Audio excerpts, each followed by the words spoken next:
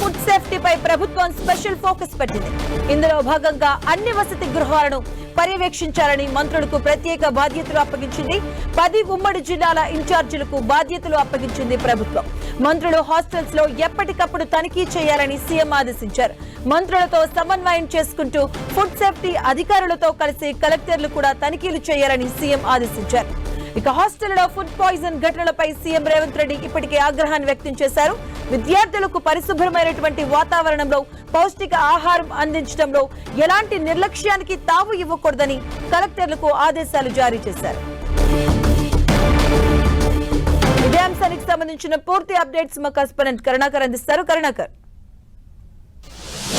హాస్టళ్లు గురుకుల స్కూళ్లలో వరుసగా జరుగుతున్న ఫుడ్ పాయిజన్ పై తెలంగాణ ప్రభుత్వం సీరియస్ గా తీసుకుంటుంది. కాసేపటి క్రితమే ముఖ్యమంత్రి రేవంత్ రెడ్డి దీనిపై సమీక్ష నిర్వహించారు. ఈ సందర్భంగా అధికారులపై నిర్లక్ష్యం వహిస్తున్న వారిపై ముఖ్యమంత్రి రేవంత్ రెడ్డి సీరియస్ అయిన పరిస్థితిని మనం చూస్తున్నాం. ముఖ్యమంత్రి స్పష్టమైన ఆదేశాలు జారీ చేశారు. అయితే గురుకులాల్లో కానీ సంక్షేమ హాస్టల్లో కానీ నాణ్యమైన కల్తీ లేని ఆహారాన్ని అందించాలని చెప్పి విద్యార్థులందరినీ కూడా కన్నబిడ్డల్లా చూసుకోవాలని చెప్పి ఆదేశాలు జారీ చేశారు.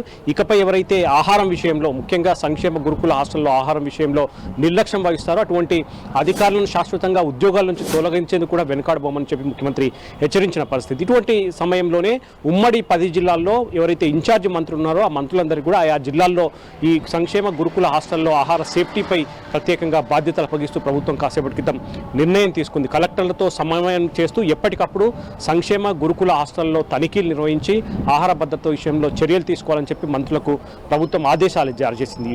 దాంతోపాటు ఏదైతే గురుకుల సంక్షేమ హాస్టల్లో ఫుడ్ పాయిజన్ ఈ మధ్య ఎక్కువగా ఘటనలు జరుగుతున్న నేపథ్యంలో ప్రతిపక్షాలన్నీ కూడా పెద్ద ఎత్తున ఆరోపణలు విమర్శలు గుప్పిస్తున్నాయి.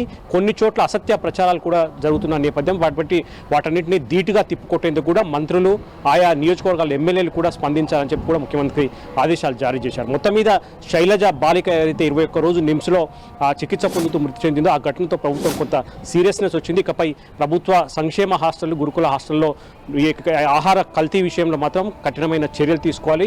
నాణ్యమైన పౌష్టికమైన ఆహారం అందించేందుకు అధికారులు సమాయత్తం కావాలని చెప్పి ముఖ్యమంత్రి ఆదేశించిన పరిస్థితిని చూస్తున్నాం. కరుణాకర్, అంటే ఓన్లీ కేవలం ఫుడ్ సేఫ్టీకి సంబంధించి కాకుండా ఇలాంటి గురుకుల హాస్టల్కి సంబంధించి పరిశుభ్రత పైన కూడా చాలా విమర్శలు కూడా వస్తున్నాయి. పిల్లలు ఒకే చోట చాలా ఎక్కువ మంది ఉంటున్నారు. తిన్న దగ్గర కావచ్చు, ఉన్న దగ్గర పరిసరాలు అంటే స్కూల్ కావచ్చు, పాఠశాల కళాశాలలో కూడా పరిసరాలు కూడా శుభ్రం లేవు. ఇలాంటి పైన కూడా విపక్షాలు వస్తున్నాయి. సో ఈ నేపథ్యంలో ఎలాంటి కార్యక్రమాలు చేపట్టబోతున్నారు?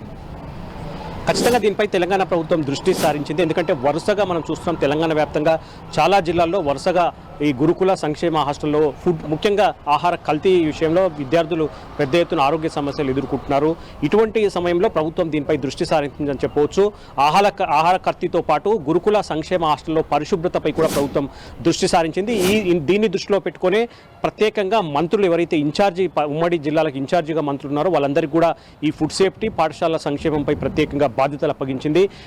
ఆయా జిల్లాల కలెక్టర్లతో మంత్రులు ప్రత్యేకంగా సమన్వయం చేసుకుంటూ తరచుగా గురుకుల సంక్షేమ హాస్టళ్లను తనిఖీ కూడా చేయాలని చెప్పి ముఖ్యమంత్రి ఆదేశించిన పరిస్థితిని మనం చూస్తున్నాం. కాబట్టి ఖచ్చితంగా ఆహార కల్తీతో పాటు నాణ్యమైన ఆహారాన్ని అందించడంతో పాటు పాఠశాలలు సంక్షేమ హాస్టళ్లలో పరిశుభ్రతపై కూడా ప్రభుత్వం దృష్టి సారించే అవకాశం కనిపిస్తోంది. Okay, thank you Karunakar.